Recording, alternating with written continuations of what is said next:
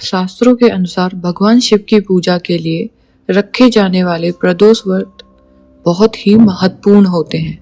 मान्यता है कि इस व्रत को रखने पर भगवान शिव सभी मनोकामनाएं पूरी करते हैं। प्रदोष व्रत से पौराणिक कथाएं जुड़ी हुई हैं और व्रत के लिए उस दिन इनको पढ़ना बेहद ही शुभ माना जाता है। कहते हैं जातक का इस कथा को पढ़ना भोलेनाथ को प्रसन्न कर देता है। सनातन पंचांग के हर माह की त्रयोदशी तिथि पर प्रदोष व्रत का दिन होता है। ब्राह्मण और राजकुमार की यह कथा एक प्रसिद्ध कथा है, जिसमें एक गरीब ब्राह्मणी और उसके 2 पुत्रों की कहानी है। ब्राह्मणी के भक्ति पूर्वक प्रदोष व्रत करने के प्रभाव से उसके दिन बदल जाते हैं और एक राजकुमार को उसका खोया हुआ राज्य वापस मिल जाता है। इससे उनकी दरिद्रता दूर हो जाती है। प्राचीन समय में एक नगर में एक गरीब ब्राह्मणी रहती थी। उसके पति की मृत्यु हो चुकी थी और उसका कोई सहारा नहीं था। वह अपने इकलौते पुत्र के साथ भिक्षा मांगकर मुश्किल से गुजारा करती थी। एक दिन जब वह भिक्षा मांगकर घर लौट रही थी तो उसे रास्ते में एक घायल लड़का करहाता हुआ मिला। ब्राह्मणी को उस पर दया आ गई और उसे अपने घर ले आई। अपने पुत्र की तरह उसका पालन पोषण करने लगी। वह लड़का वास्तव में विदर्भ देश का राजकुमार था, जिसका नाम धर्मगुप्त था। शत्रुओं ने उसके राज्य पर हमला किया था, जिसके कारण उसके पिता की मृत्यु हो गई। उसकी माँ भी इस शोक में चल बसी। किसी तरह राजकुमार अपनी जान बचाकर वहां तक पहुंचा था। कुछ समय बाद ब्राह्मणी अपने दोनों बालकों के साथ भिक्षा मांगने के लिए एक मंदिर में गई, जहां उसकी भेंट महान ऋषि सांडल से हुई। ऋषि ने उन बालकों को देखकर उनके पूर्व जीवन के बारे में बताया और ब्राह्मणी से कहा कि वह प्रदोष व्रत करे।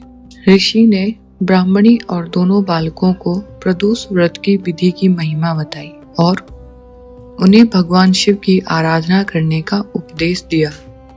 ब्राह्मणी और दोनों बालक ऋषि के बताए अनुसार विधि विधान से हर प्रदोष व्रत करने लगे। इस प्रकार 4 महीने बीत गए।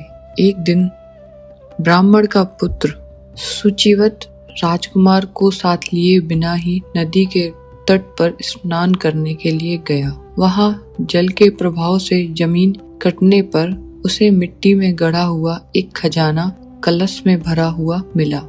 वह बहुत खुश हुआ और घड़ा लेकर घर आ गया। उसने अपनी माँ को बताया कि यह उसे भगवान शिव के प्रसाद से प्राप्त हुआ है। इस धन से उनकी दरिद्रता दूर हो गई। कुछ दिन बाद दोनों बालक फिर से मंदिर में गए। उनमें से एक गंधर्व कन्या, जिसका नाम असुमति था, उस पर मोहित हो गया।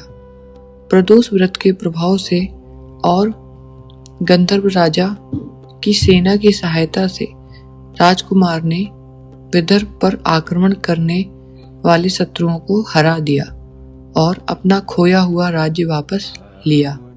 राजकुमार ने असुमति के साथ विवाह किया और अपने राज्य में सुखपूर्वक रहने लगा। उसने ब्राह्मणी के पुत्र सुचिवत को अपना प्रधानमंत्री बनाया। ब्राह्मणी के भक्ति पूर्वक प्रदोष व्रत करने के प्रभाव से ब्राह्मणी और उसके पुत्र के दिन फिर लौट आए। वैसे ही भगवान शिव अपने भक्तों के जीवन में खुशहाली लाते हैं।